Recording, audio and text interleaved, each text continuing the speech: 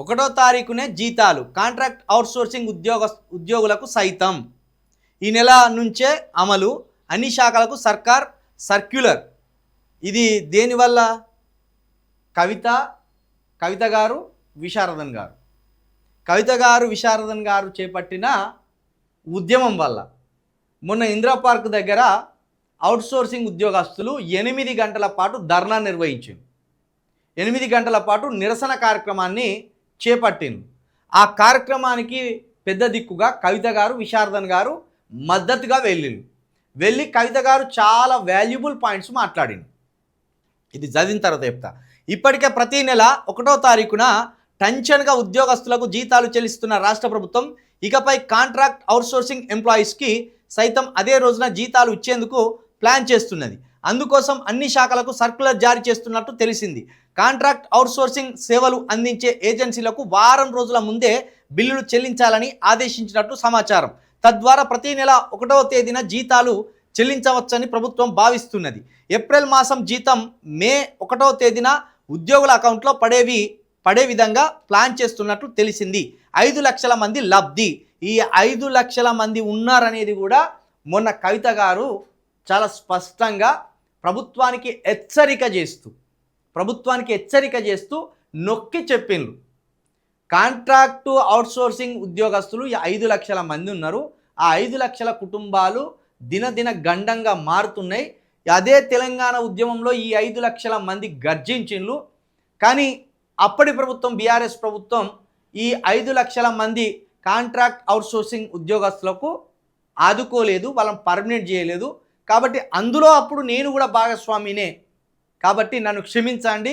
ఈ తప్పును సరిదిద్దుకోవడానికి ఈ 5 లక్షల కాంట్రాక్టు అవుట్సోర్సింగ్ ఉద్యోగస్తుల తరపున నేను కొట్లాడడానికి సిద్ధంగా ఉన్నా.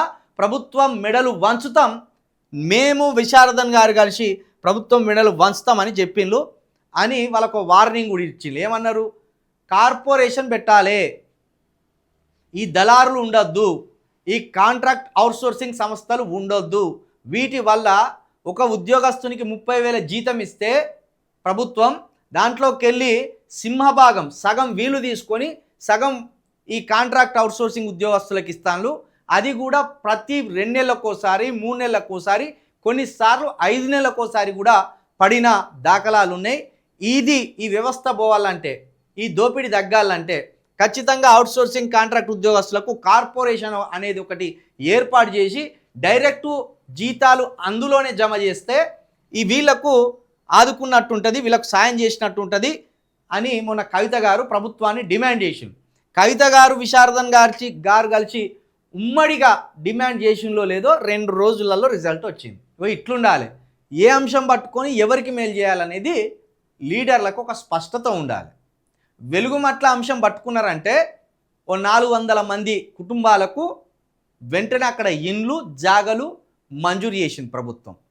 అది కూడా కవిత గారి నాయకత్వంలో విశారదన్ గారి సహకారంతో, ఇటు కవిత గారి జాగృతి అటు విశారదన్ గారి ధర్మ సమాజ్ పార్టీ సంయుక్తంగా జరిగించిన పోరాటం వల్ల వెలుగుమాటలలో ఓ 50% అక్కడ ఆల్రెడీ ప్రభుత్వం ఇండ్లు స్థలాలు మంజూరు చేసింది. ఇంకో 300 మంది కోసం ఫ్యాక్ట్ ఫైండింగ్ కమిటీని కూడా కవిత గారి ఆధ్వర్యంలో ఏర్పాటు చేసింది. 12 మంది వివిధ రంగాలకు సంబంధించిన 12 మంది ఫ్యాక్ట్ ఫైండింగ్ కమిటీలో పనిచేసి అక్కడ రిపోర్టును కూడా సిద్ధం చేసి ప్రస్తుతం రేపో మాపో ప్రెస్ మీట్ పెట్టి ఇంకా అక్కడ ఎంతమంది బాధితులుగా మారిన్లు, ఎంతమందికి లబ్ధి చేకూరాలనేది కూడా కొట్లాడతారు. కాబట్టి తెలంగాణ ప్రభుత్వానికి తెలంగాణకు ఆల్టర్నేటివ్ ఇప్పుడు కవిత గారు విశారదన్ గారే. వీరి అద్భుతమైన కాంబినేషన్ తోటి ఒక్కొక్క సమస్య పరిష్కరించుకుంటూ వస్తాను. వీళ్ళకు ప్రజలు సహకారం అందిస్తే తెలంగాణ ఒక కొత్త మార్గాన్ని ఎంచుకున్నట్టు అవుతుంది. వెలుగుమట్ల బాధితులకు కవిత గారు విశారదన్ గారే ముందుండి సమస్యను పరిష్కరించారు.